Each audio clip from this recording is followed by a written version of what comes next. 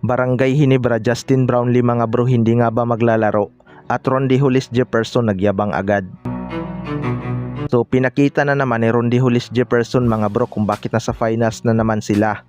Isa nga siya sa nagpahirap sa Barangay Hinebra, partikular na sa opensa. Kahit napakahirap ng kanyang mga tira ay pumapasok pa rin. Pinapatunayan talaga ni RHG ang kanyang sinabi noon na siya ang pinakamagaling sa lahat ng naging import sa PBA. Gumagawa na talaga ng pangalan itong si RHG at ginagawang suki si Justin Brownlee. Pero malayo pa naman ang series na to mga bro, marami pang ang pwedeng mangyari. Kumpiyansa naman daw itong si RHG na makukuha niya ulit ang kampyonato ngayong conference. Well, para sa akin mga bro, mahihirapan talaga ang Barangay Hinebra kapag masyado silang nagkukumit kay RHG. Mautak nga itong si Rondy Hollis Jefferson. Kapag nagko-collapse na sa kanya ang depensa, kinikick out niya nga sa mga shooters ang bola, dahilan kaya natambakan ang Barangay Hinebra. Kailangan nga ng Barangay Hinebra i-improve ang kanilang man-to-man defense mga bro. Parang hindi nga nila kaya ang TNT depensahan ng walang tulong.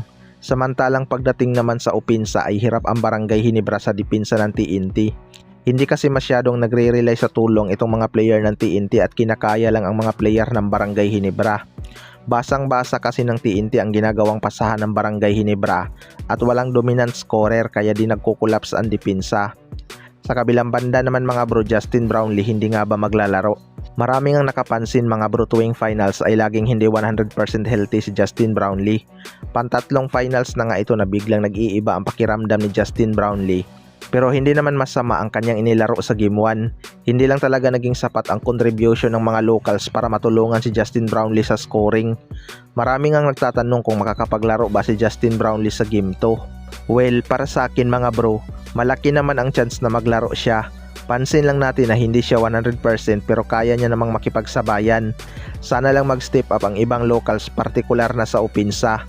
Inalat nga ang kanilang shooting beyond the arc tapos napakaluwag pa ng kanilang depensa.